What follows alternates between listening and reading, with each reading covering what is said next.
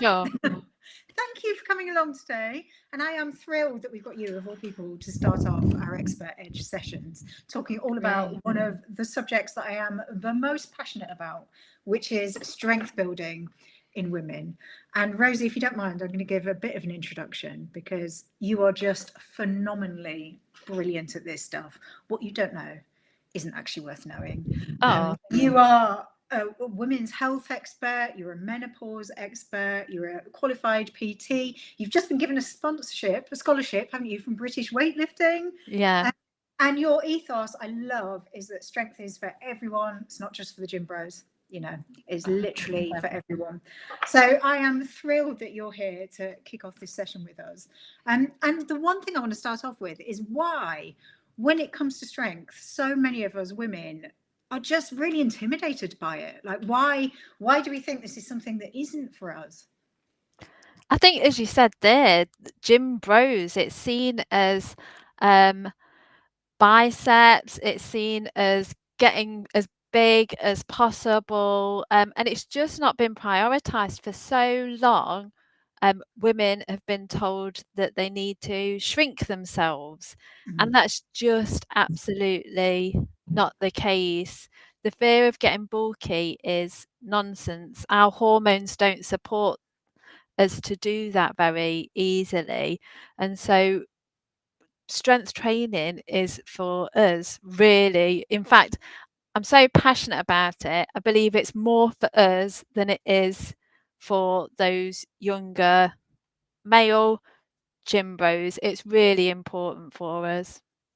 It is. And actually, I can testify, we were chatting about this beforehand, that I used to have, I had herniated discs in my neck. Literally, I've spent so much time and money going to osteopaths and physios.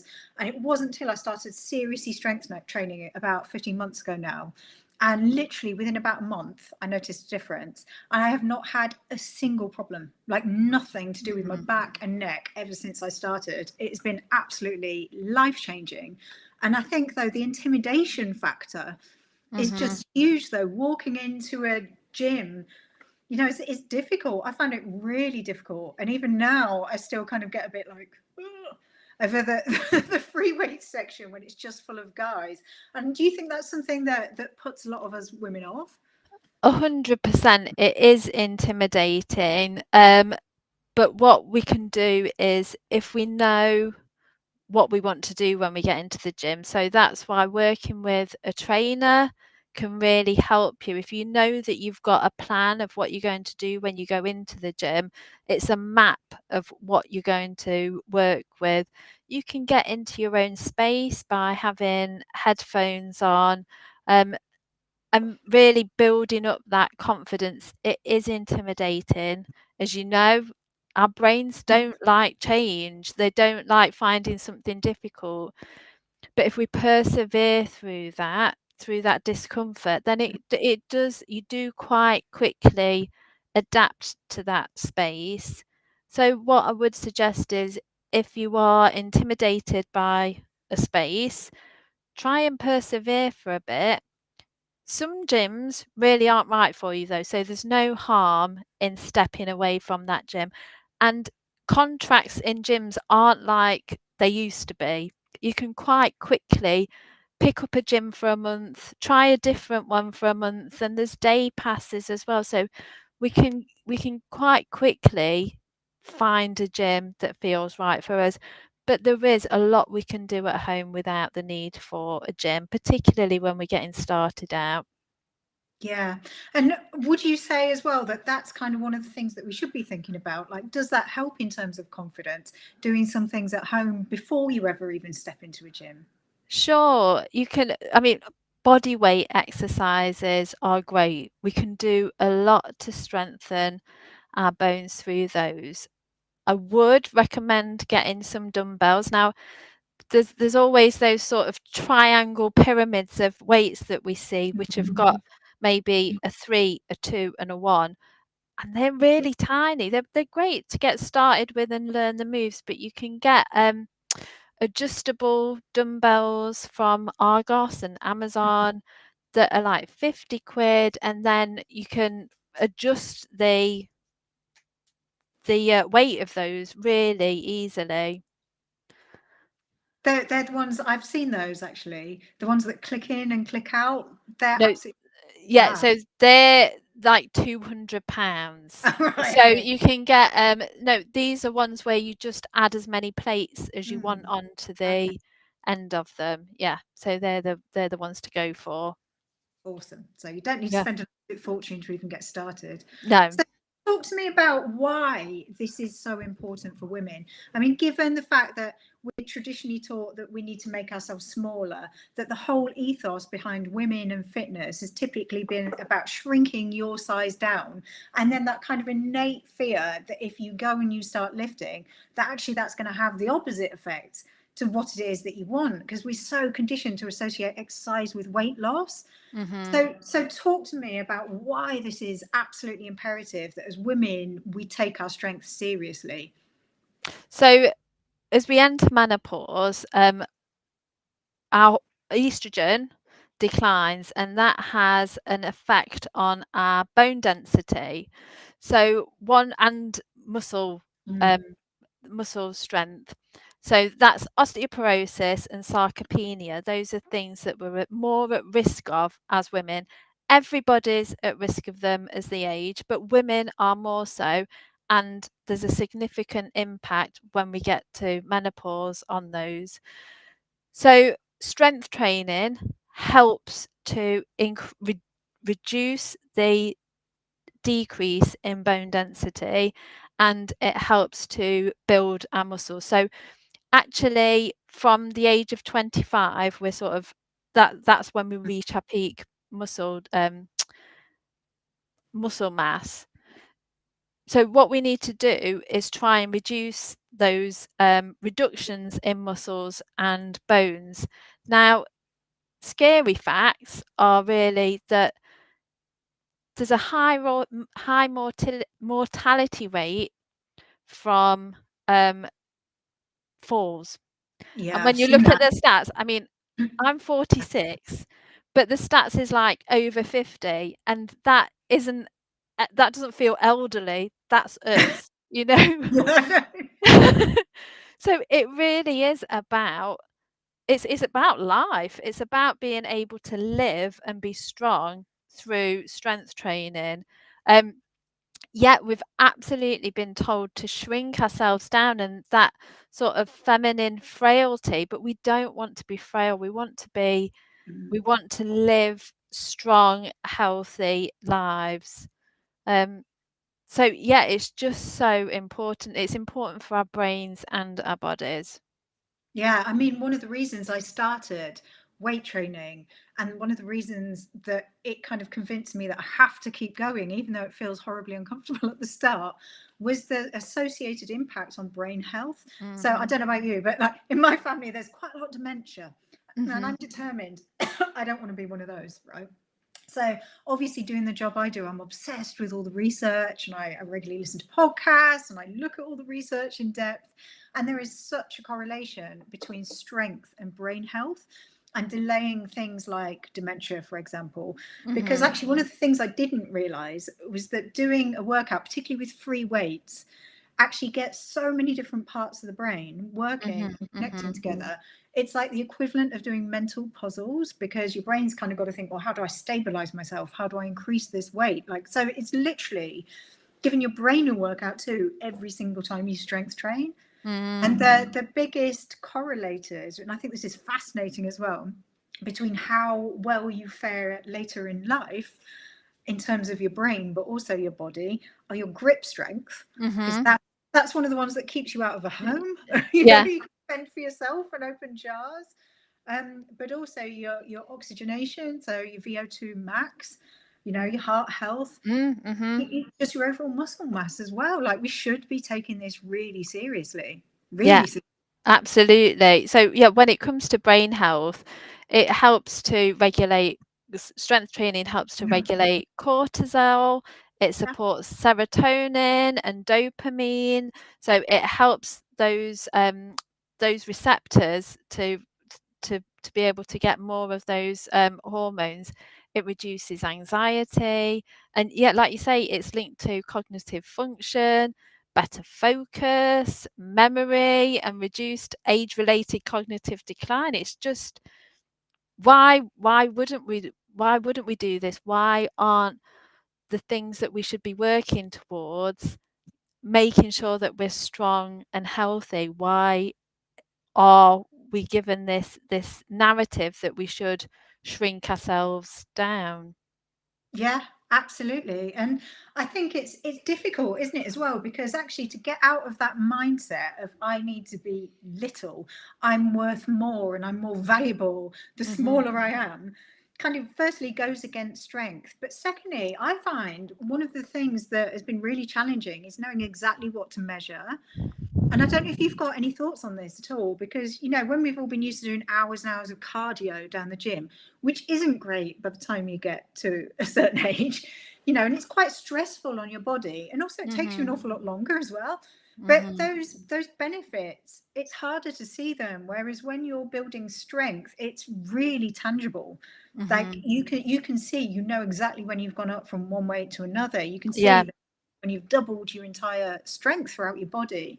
But what is it instead of weight that we should be measuring that's the best indicator kind of health for women and strength for women as well? Yeah. So, I mean, there are bone density scans which Mm, aren't easily available on the NHS unless you've got a family link, but you can get those, and I think the DEXA scans.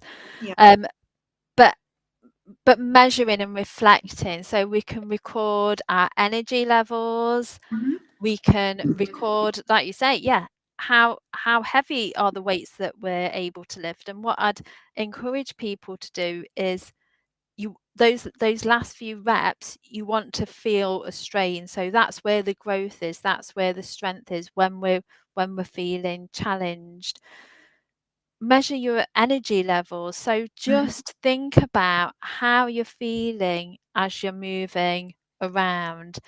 And I think a great one, and this is one that I do regularly, is reflecting after we come out of the gym. How are we feeling? Thinking about how we felt when we went in.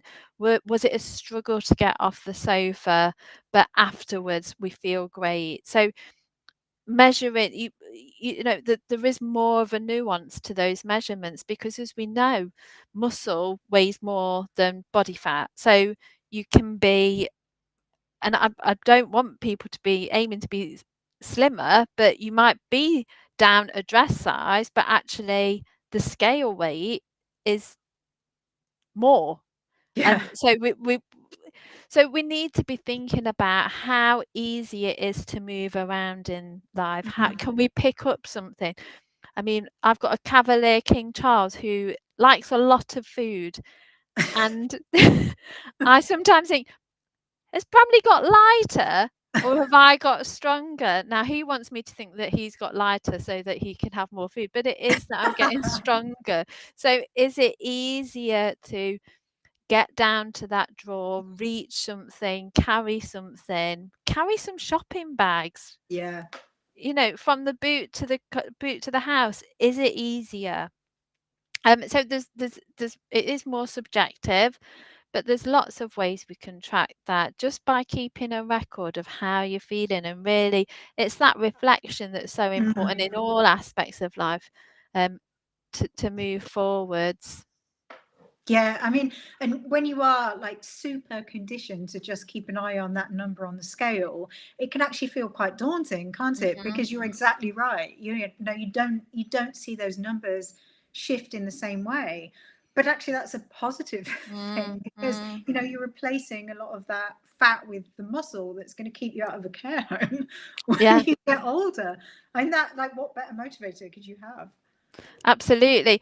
And just to reiterate that thing about body size. So when we Mhm. think back, and people might reference the women of the 90s, 1920s and 30s who were very slim, those flappers, they were living on a diet of celery and cigarettes.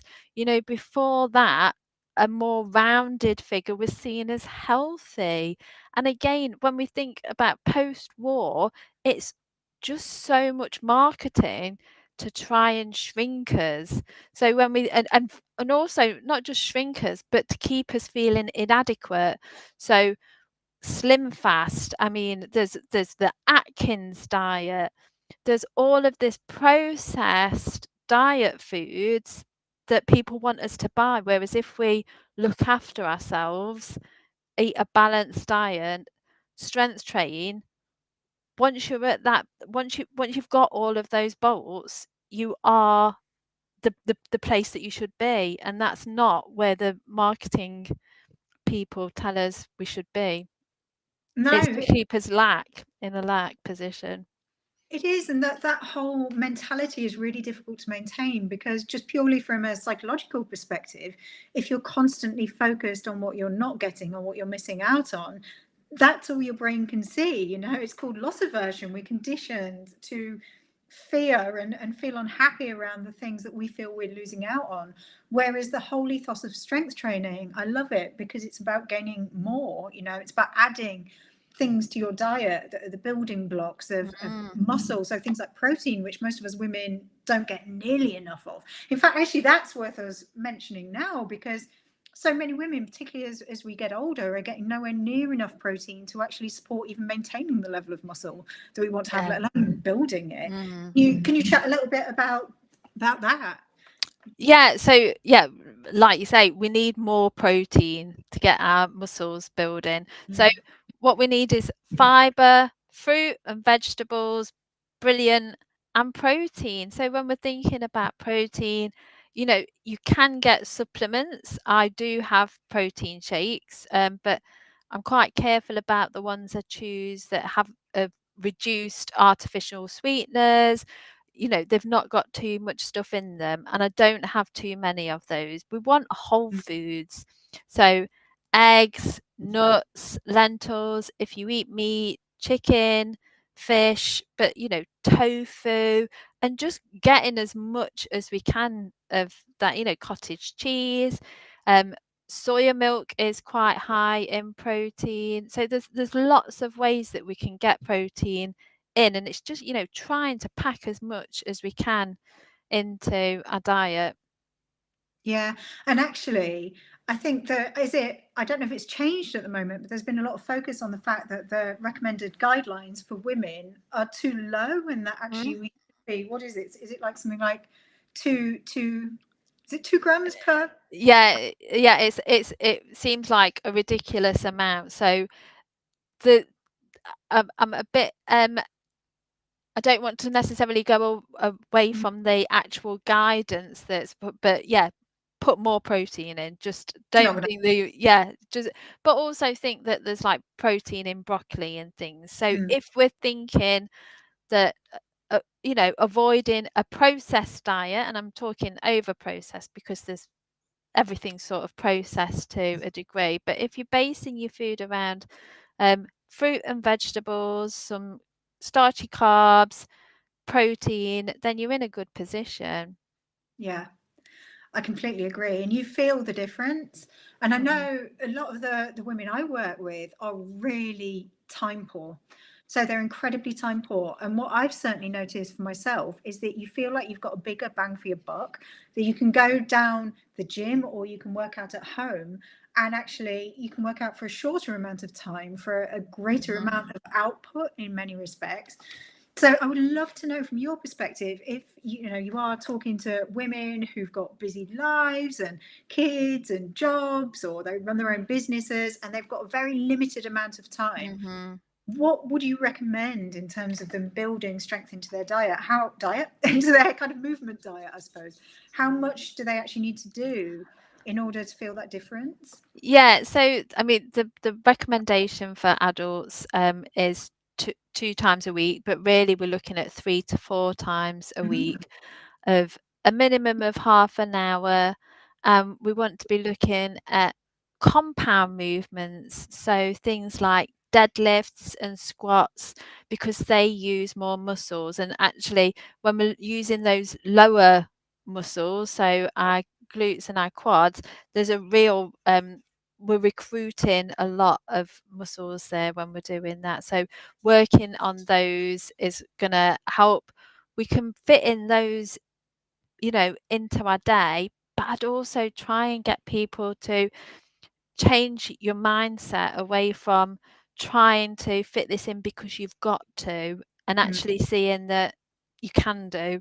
And like you say, it's going to help you. It's going to help your cognitive abilities. It's going to help you physically. So prioritizing it, I would say, is really important. And I don't want to overwhelm people, but I'd really ask them to consider where they can make those changes to introduce strength training.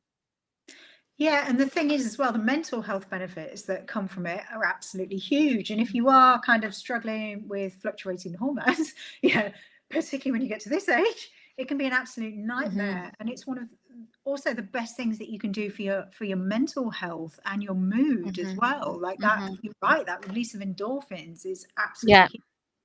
So we're looking at helping people to think of this as something that's really positive and beneficial, potentially enjoyable as well. It's worth pointing out, by the way, to anyone that is watching this that kind of hates cardio at the gym, that for a lot of me and my friends that have started incorporating strength training is actually far more enjoyable than going and standing on a treadmill. Like, it is such a different kettle of fish. So a lot of my friends that have traditionally said, I absolutely hate the gym, I hate doing anything like that, I can't stand running, I don't like exercise, have actually really enjoyed and appreciated learning to build their strength. And I know you had that as well, didn't you? Because you said you were never particularly sporty. It wasn't until you started doing this stuff that you kind of got into it. Yeah, absolutely. The gym was always a place to go and work off that food, which is just an absolute nonsense mindset. I was last in cross country running. I never excelled in any sports at all. And at the moment I'm training for a triathlon, and some of that, some of that, but I never thought I'd be able to do that because of the fluctuations that I've experienced in my body. From, it's been that sort of feast or famine, in that intense exercise followed by periods where I've not been able to move. But actually, what strength training really helps your energy cells to make energy. So it's not something that it's been a consistent, a consistent few years of just strength training and walking that have got me to the position where actually it's realistic for me to train for a triathlon. It is a triathlon sprint, which I've seemed to have become an expert on triathlons, which is a shorter one. Right.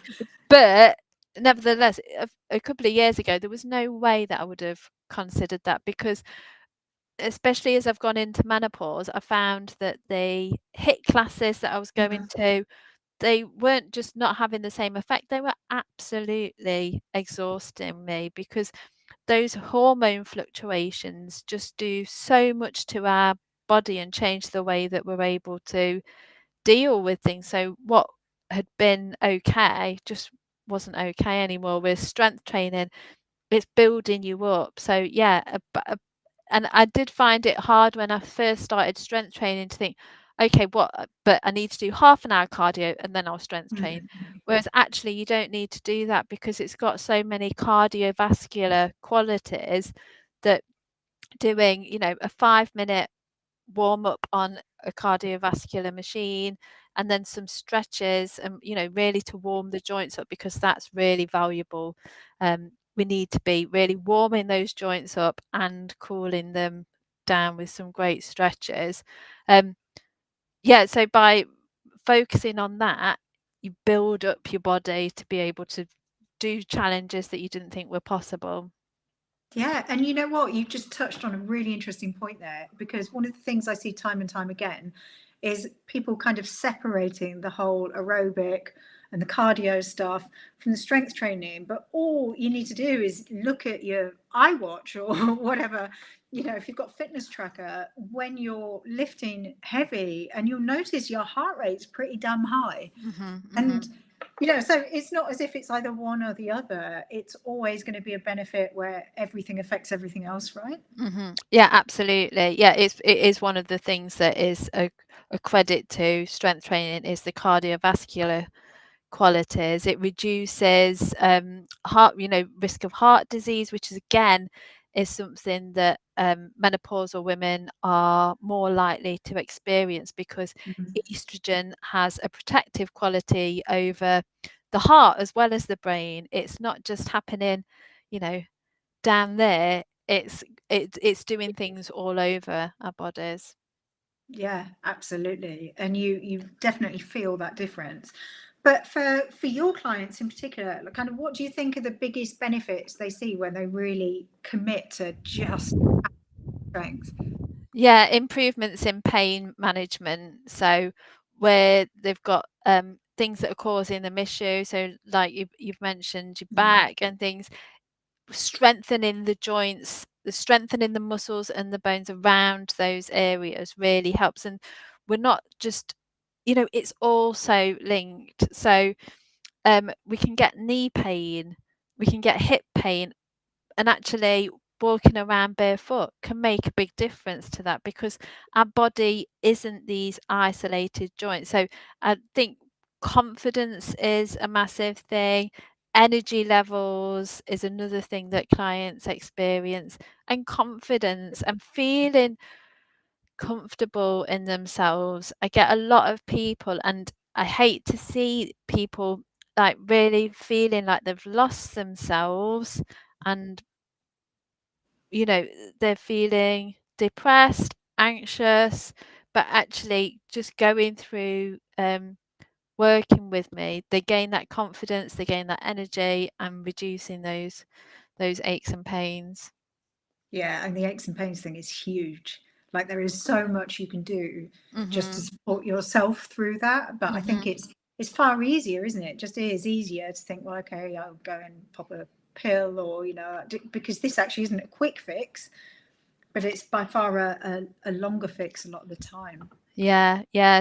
I mean, taking medication for pains, whereas and things like the foot health is really a big one because people will feel pain in their feet and then go for different sorts of soles, whereas actually if we build up the strength in our foot, that's going to help your foot, so you're going to reduce that foot pain. So people have the plantar fasciitis, Yeah. if that was the right pronunciation. um but that's if you don't strengthen the foot, if you go straight for those soles, then you're impacting your knee pain that you might experience in your knee, and you're impacting your hip and back as well. So actually building up the strength in your foot. So for instance, I know this, but I was walking around the other day, we shampooed the carpets, and so I didn't want to walk around in my socks, put on some like hard soled slippers, and instantly I started to feel that pain. And so building up that strength in your foot is going to have a big impact as well. You never really think about strengthening your feet, actually, do you? But it makes No. perfect sense, Mhm. the Mhm. part that holds you up. Mhm. Yeah. Mhm. Interesting. So, what would you say actually then for someone who's starting out? Kind of what are the most common things that people cock up really when you start strength training? Like, what is it that the biggest mistakes really that people make that they should try and avoid really when they're starting? Yeah, so overcomplicating things, feeling overwhelmed, and that's not a criticism. There is so much information out there. Um, so not sticking to it, not, people expect so much from one session, and that's why I don't offer one session with me anymore, because you sort of can't get what you want from that one session. It's looking at it as a change for life and for life, a change that you're going to live with, that's going to enable you to live. So overcomplicating things, skipping proper techniques, not warming up and cooling down effectively. So we want to be getting lots of mobility work in there, not eating enough to support muscle growth. That's a big one. Yeah, and focusing on the wrong numbers. Um, so it takes a long while to create sustainable change. So people really need to think that I'm not going to, you know, change in a month. It's a long period of time, but hopefully within a month you will start to feel better. Yeah. Yeah, I think you definitely do, don't you? Because already you think, we were saying earlier before we even jumped on this Mhm. call, that that feeling of even skipping like half a week, and you can just feel you're a bit clicky, and Mhm. you just feel your muscles are kind of crying out for a little bit of love and attention. And I notice Yeah. it well in my brain. Like, we all want to be able to achieve more and do more and less and perform at our peak. And actually, if you're not giving your body what it needs, your mind is going to suffer too, because everything's completely interconnected. Mhm. And if Mhm. you're not looking after both parts of yourself, then you're never going to be able to feel as good and do as much as you possibly could. So I think we just need to Mm. take this seriously on every level, don't we, for our brains and bodies. Yeah. Yeah. So where would you recommend someone start out if they've never done this before? So say if like you're a woman right now and you're watching this and you're thinking, yep, you know what, actually I'm convinced I need to start creating this, I need to turn it into a habit. Where do you start? Because if people are overcomplicating things, Mhm. that's probably because there is a lot of information out there and we want to achieve a lot in a short period of time rather than looking at Yeah. overall behavioral change. So where would you start that's simple, that's achievable, and that helps people build consistency? Yeah, so starting with a body weight program is a good way to do that. I've got a challenge coming up in a couple of weeks that people can join, but there are other resources out there. So find one and stick to one. Don't go for, too many whiz bang hacks. Just find something and set your mind to following that program. Um, and that will give you the nuts and bolts. You can also join a gym. Um, Gyms will have staff that will do inductions to help you with machines.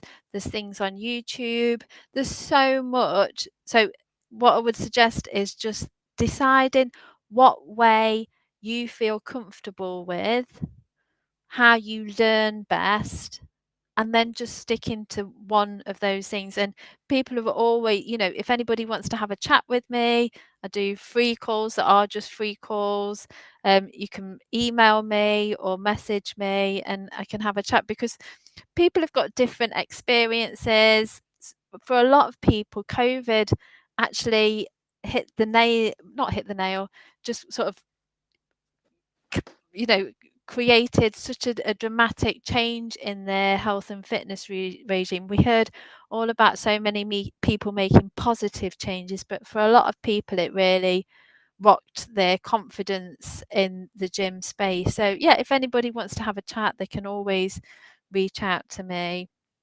Yeah, I would highly recommend you do that as well, because you're absolutely phenomenal at this stuff. And there are so many resources out there, aren't there? Even things like apps.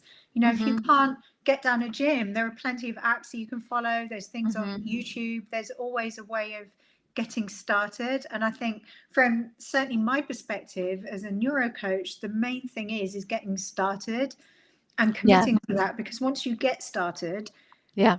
easy. It's those first few sessions that are going Mhm. to feel like the hardest. Yeah. Yeah. And once you do it at home as well, you get more confidence in the gym. And I certainly found, and I don't know if you found this too, that using the machines is so much easier as a way to kind of introduce yourself into that Yeah. environment, because Yeah. you've got to do one thing and you can't do it wrong because it's there and it's easy and you're just doing one Yeah. thing. And then that kind of, certainly for a lot of the women I know, kind of helps you then build up to going into those areas that look a little bit more intimidating, Yeah. like the Absolutely. guys flexing their pecs. But I've also noticed there are so many more women now in the weight rooms at the Mhm. gyms. Like, there are certain Mhm. periods of time during the day where I can go and it will literally be 95% women, Yeah. which is phenomenal. And everyone's supporting everyone else, which is Yeah. lovely. Yeah. Yeah. Yeah. Absolutely. Yeah. It is such a supportive community. I mean, we talked about injuries. a couple of weeks ago, I'd got a shoulder problem. Mm. At my gym, there's loads and loads of racks, and I just was moving between having the barbell below me to up, and I just couldn't get that twist. And there was a group of girls on the barbell opposite me, and I asked them to help, and it was all so supportive. And they were quite young, and they were all supporting each other. It was really, yeah, lovely. Yeah, every woman in the gym wants you to do well. Yeah. They want you. They're all pumped up on endorphins. So of course, The whole lot of love. yeah, absolutely, yeah, But there is, because you just think good on you. You yeah, just think good on you. You're doing something positive for yeah, yourself, doing something definitely. positive for your brain and for your overall health. And I don't know, I've certainly not seen any instances where anyone has been anything other than supportive and lovely and kind. And there's some friendships as well that you can see emerge. So it's really good on a social level too. Yeah, I am yeah. a miserable exerciser generally. I'm like completely, utterly antisocial. So I maybe don't see those benefits because that's my me time. But I certainly see it happen with a lot of other women. Yeah, yeah, yeah. It is great to chat. It. You do chat and then go, oh, I need to, oh, and yeah. It's a challenge, but yeah, I'm like you. I like to be in there on my own, but I also like to have a chat too. And of course, there's lots of classes as well. There are, yeah, Join in, which really help. yeah. So I'm really thrilled. Hopefully, anyone that's watching this now just has got a better understanding that this is not, I wouldn't even say it's negotiable. It's non-negotiable for women to live a long, healthy life, to stave off things like dementia, to stave off things like osteoporosis, to stay out of a home for longer, to be able to get up if you have a fall when you're older. And all of these things may not seem relevant when you're young, but they creep up on you really damn quickly. And I think, we should be taking up more space. We've been conditioned over decades and decades and decades to be little and passive. Yeah. And we deserve to take up space and be seen and be strong. And so I'm hoping that anyone watching this now feels a little bit of motivation to start making that happen. And as you said, you can start making that happen at home. Yeah. Really easily. You don't need loads of fancy equipment. You literally probably just internet connection and a YouTube video. Yeah. Even just a chat with Rosie, to just get started. And once you get started, that's the first step to you building a habit. And even if it's twice a week, right, that's better than no times a week. Yeah. Once a week is better than nothing. Half an Yeah. hour is better than nothing. 10 Yeah. minutes is better than nothing, isn't it? And I think the sooner we just condition ourselves to think, anything is better than just sitting on your ass, the gateway is then open to building on that. Yeah, absolutely. Yeah. I just want people to embrace it really, and see this as an opportunity for them to strengthen their body. If we're underweight, we're frail, and that's such a dangerous place to be. I can't remember whether I said it before we went on air, but I'm 46 now. I'll be 47 this year. Over 50 and underweight is classed as frail, and we're now there. We're there. Now's the 50 chance. and underweight is frail. Right, that's it. Easter's coming. But that's a frail elderly person. We need to. No, I'm not saying go out and eat loads of chocolate, but I just mean don't be scared about taking up space and getting strong. It's not, and you have to work really hard. If anybody wants an example of this, so Emily Campbell represented the UK in the Olympics. She is a weightlifter. Amazing, really. I love Emily. She's from where I'm from, so I adore her. If you want a laugh and also to find out about how much she has to eat to get as big as she is, then the Off Menu podcast with James Acaster and Ed Gamble really gives you an insight into how much she has to eat. It's not that easy to get big. You're not just going to pick up some dumbbells and suddenly get big. No, and also, you've got to be really careful with your diet. And actually, before we go, one other thing I just want to mention, in terms of supplementation, obviously there's a lot of talk about things like collagen, for example, which isn't a complete protein, so it's not going to help you hit your protein goals on its own. But things like, for example, creatine, they are incredibly important for brain health as well as muscle health. Is there anything that you would swear by that people should include in their diet, or any supplements that you think are actually quite important for women? Yeah, so what I only tend to advise on supplements are things that are generally advised. So there are other things that I like, but creatine is absolutely a supplement that is advised. And in terms of supplements, it's quite a reasonably priced one. It is, yeah.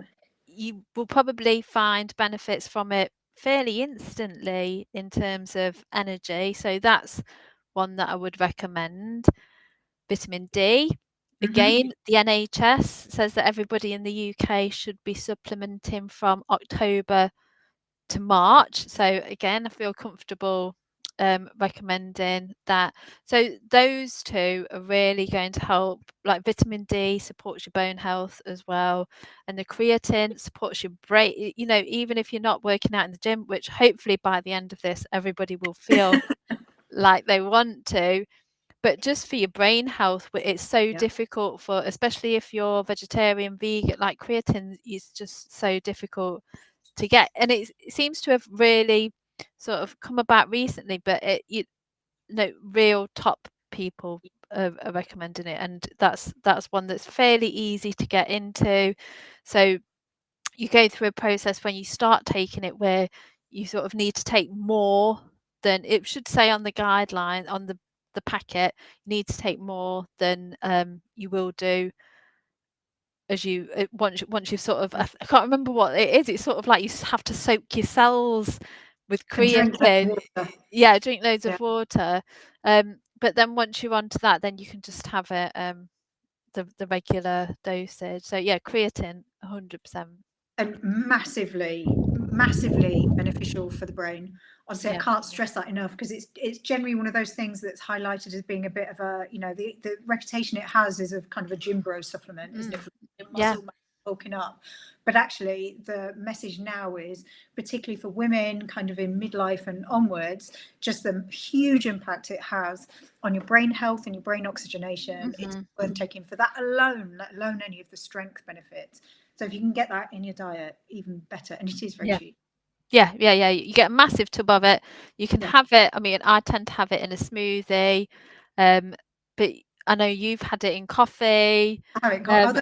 There's advice that maybe you shouldn't have it in coffee. Oh, right. Okay. Yeah. I don't know why. I haven't actually looked that up, but I have seen that a few times, that potentially not in coffee. But it's quite bitter if you don't have it with something. Yeah, but just I mean, it's an opportunity to get some more fibre.